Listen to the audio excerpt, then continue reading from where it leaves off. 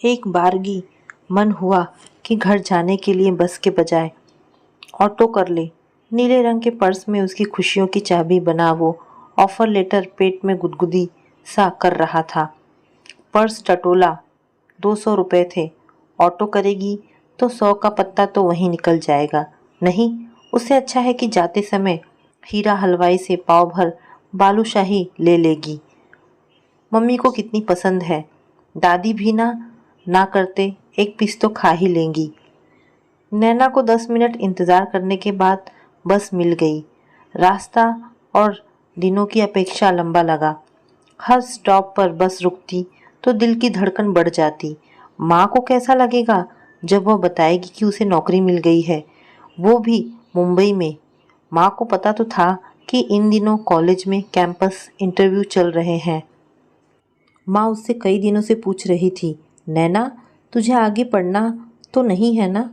मेरे स्कूल में सब कह रहे थे कि इंजीनियरिंग के बाद अगर तू एमबीए कर लेगी तो तेरे लिए अच्छा होगा। नैना मुस्कुराकर बोली थी, माँ 2-3 साल बाद मैं करूँगी अब एमबीए। अभी तो मुझे नौकरी करनी है, पैसा कमाना है, तुम्हारे लिए ढेर सारी चीज़ें लानी है। माँ के चेहरे पर इस बात से खुशी आनी ही थी, पर नैना को पता था कि वो कुछ बातों को लेकर घबराती हैं। वैसे भी उनकी ज़िंदगी में सब कुछ आसान तो था नहीं। स्टॉप पर उतरकर नैना हीरा हलवाई की दुकान पर पहुंची ही थी कि सामने पड़ोस में रहने वाले शर्मा अंकल नज़र आ गए। बिटिया, अपने बाबूजी के लिए मिठाई लेने आई हो? नैना चौंक गई। अंकल निकल लिए। मिठाई लेने का उत्साह कम सा हो गया। बाबूजी, पापा घर आ गए? क्यों? वह बिना मिठाई लिए झटपट घर चली आई। उनके घर के सामने छोटी मोटी भीड़ लगी थी। नैना की आंखें माँ को ढूंढ रही थी, पर सामने नजर आए सुधीर चाचा, पापा के बचपन के दोस्त। नैना ने आगे बढ़कर उनके पांव छुए। वे गदगद होकर बोले, अरे तेरा बाबा लौट आया है, खुशियाँ मना। देख, मेरा यार घर आ गया पूरे 2 साल बाद। किसी तरह भीड़ से रास्ता बनाकर नैना पीछे के रास्ते रसोई में घुसी। माँ चाय बना रही थी, सिर पर हल्का सा आंचल, चेहरा पसीने से तरबतर। नैना को देखकर माँ की आंखों में हल्की सी चमक आई। नैना को कुछ भी अच्छा नहीं लग रहा था।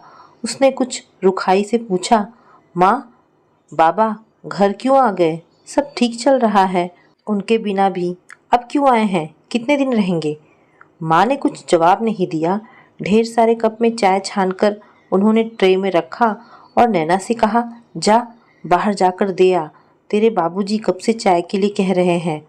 नैना के होठ व्यंग से टेढ़े हो गए। ये साधु सन्यासी कब से चाय पीने लगे? माँ को कुछ जवाब दिए बिना वह ट्रे उठाकर बाहर ले आई। कमरे के बीचों बीच मेज पर उसने ट्रे रख दी। दादी और छोटा भाई रवि वहीं बैठे थे। दादी ने उसे अपने पास खींचकर कहा, पहचाना इसे? आलोक, नैना बिटिया है, इस साल पूरी इंजीनियर बन गई है, एक नंबर की होशियार है, बाहर का सारा काम यही करती है। नैना ने ना चाहते हुए भी पापा की तरफ निगाह डाली। पहले से और भी बूढ़े लग रहे थे। बड़ी सफ़ेद दाढ़ी, आंखों के नीचे काले गड्ढे, पिचके गाल।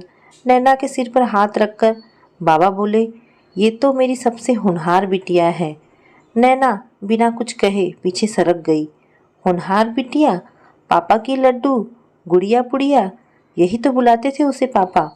पर ये वो वाले पापा नहीं हैं जो उसका हाथ पकड़कर उसे संगीत सिखाने ले जाते थे, रात भर जागकर गणित सिखाते, उसके बीमार पड़ने पर 10 मिनट में डॉक्टर को घर ले आते और रात भर उसके सिरहाने बैठकर जागा करते। वो शायद 8वीं में पढ़ती थी। रवि तीसरी कक्षा में था। पापा एक कारखाने में काम करते थे, बीमार रहने लगे, हमेशा खांसते रहते, नौकरी छूट गई। माँ स्कूल में पढ़ाती थी। पापा ने बहुत इलाज करवाया, फिर किसी ने कहा कि उत्तराखंड में एक सिद्ध योगी हैं, वे बड़ी से बड़ी बीमारी ठीक कर देते हैं। पापा वहाँ गए, कई महीनों बाद लौटे तो पैंट शर्ट की जगह गेरुए धोती कुर्ते में थे। सबने कहा, पापा साधु बन गए हैं, पापा बदल गए हैं। नैना को उनसे डर लगने लगा। वह दूर खड़ी देखती पापा को, मम्मी से कहती, ये मेरे पापा नहीं हैं, ये तो कोई साधु बाबा है। माँ कुछ कहती नहीं। उनकी आंखें दिन ब दिन सूखती जा रही थी। बहुत संघर्ष वाले दिन थे। माँ दोनों हाथ खींचकर घर चलाती। दादी पापड़ और बड़ियाँ बनाकर बिकने दुकान में दे आती। नैना के बस में बस एक ही चीज़ थी कि वह खूब पढ़े, क्लास में फर्स्ट आए। पापा 6 महीने में एक बार आते, 2-3 दिन घर में रहते, उनसे मिलने दूर दूर से लोग आते। पापा सबको बिठाकर ज्ञान की बातें बताते, नीति की कहानियाँ सुनाते, कहते सुख और दुख में एक सा रहो, सुख में डूबो मत, दुख में तैरो मत, अपने शरीर से प्यार मत करो, आत्मा से करो। नैना को अजीब लगता। स्कूल में उसकी सहेलियों के पिता इंजीनियर, डॉक्टर, पत्रकार थे और उसके साधु बाबा। पर जल्द ही उसने समझ लिया कि जिंदगी अब ऐसे ही कटेगी। उसके प्यारे पापा अब नहीं लौटेंगे। जो कुछ है वह माँ है और माँ का संघर्ष है। शाम तक घर में आने जाने वालों का तांता लगा रहता। नैना के बैग में रखी खुशियों की चाबी ठंडी पड़ी थी। एक बारगी लगा जैसे अब उसके हाथ कभी ताला लगेगा ही नहीं। उसे इंजीनियरिंग कॉलेज भेजने के पीछे माँ को सबसे कितना लड़ना पड़ा था। छोटे चाचा, बुआ सब माँ को नसीहतें दे रहे थे कि बेटी के पीछे इतना क्यों खर्च कर रही हो, एक बार इसके बाबूजी से भी तो पूछ लो। उस दिन पहली बार माँ ने ज़रा ज़ोर से कहा, बेटी मेरी है, मुझे पता है इसके लिए क्या सही है क्या गलत। उस दिन नैना की नज़रों में माँ का स्थान और बढ़ गया। रात को खाने के बाद दादी ने माँ को आवाज़ दी। नैना भी उनके पीछे पीछे एक बड़े कमरे में आ गई। गर्मियाँ शुरू हो चुकी थी। पलंग पर बाबा लेटे हुए थे, दादी उनके पास बैठी थी। माँ को देखते ही दादी बोली, धीरा, मेरा बेटा घर वापस आ गया है, अब यहीं रहेगा। देख कितना बीमार पड़ गया है। मैं तो कह रही हूँ इससे कि अब कहीं ना जाए, तुम भी कहो इससे कि यहीं रहे। माँ का चेहरा गंभीर हो गया। नैना ने चेहरा आगे निकाल कर कहा, दादी उस वक्त कहाँ थे पापा जब हम छोटे थे और हमें उनकी ज़रूरत थी। दादी ने झिड़क दिया, नैना ऐसा नहीं कहते, तेरे बाबूजी हैं, इतनी बड़ी हो गई है तू। नैना की आंखें डबडबा आई। बच्ची तो तब थी दादी, अब तो बड़ी हो गई हूँ, सब देख लिया। अब ना खुद सहूँगी ना माँ को सहने दूंगी। वैसे भी मुझे मुंबई में नौकरी मिल गई है। मैं माँ को और रवि को लेकर जा रही हूँ। आप दोनों को जो करना हो कीजिए। सबको हक्का बक्का छोड़ नैना अपने कमरे में चली गई। दिल तो भरा ही था। वह फूट फूट कर रोने लगी। माँ पीछे से आ गई, तुमने बताया नहीं नैना, नौकरी मिल गई। रोते रोते नैना माँ के गले लग गई। मैं आपको बताने वाली थी पर घर में यह सब देखकर हिम्मत नहीं हुई। आप मेरे साथ मुंबई चलेंगी ना? माँ ने उसका चेहरा अपनी तरफ करके कहा, सब ठीक हो जाएगा बेटू। नैना बिफर गई। इसका मतलब है आप नहीं चलेंगी? मुझे पता था आप ओल्ड फैशन है। इतना सब होने के बाद भी माँ, उस आदमी ने आपके साथ इतना गलत किया और आप है कि उसी का पक्ष ले रही हैं। माँ की आवाज़ शांत थी। नैना, रात बहुत हो गई है, सो जाओ, कल बात करेंगे। सुबह बहुत देर से आई। नैना उठी तो आंखें जल रही थी। बिना कुछ खाए पिए वह कॉलेज चली गई। दोपहर को वह लाइब्रेरी में थी। दीदी का मोबाइल पर मैसेज आया, दीदी घर आ जाओ अर्जेंट। नैना रवि को फ़ोन लगाती रही, उसका फ़ोन नहीं लगा। वह तुरंत ऑटो पकड़कर घर पहुंची।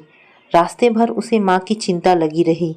वह उनसे बिना कुछ कहे सुने चली आई, कहीं उन्हें कुछ तो हो तो नहीं गया।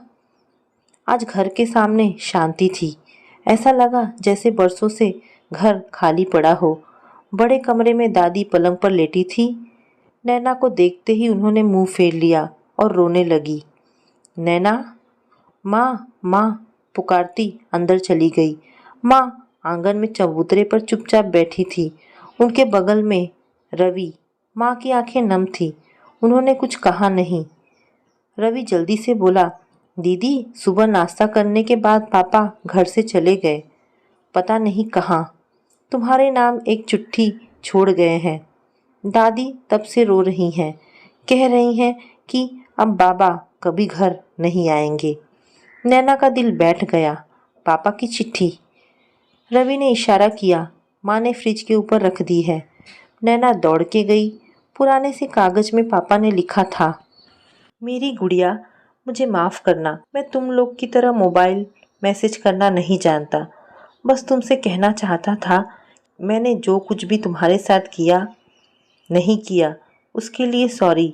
कई बार आप जो निर्णय लेते हैं उसका असर आपको बहुत बाद में पता चलता है। मुझे पता है कि मैंने तुम लोगों के साथ बहुत गलत किया है। तुम एक नई ज़िंदगी की तरफ बढ़ रही हो।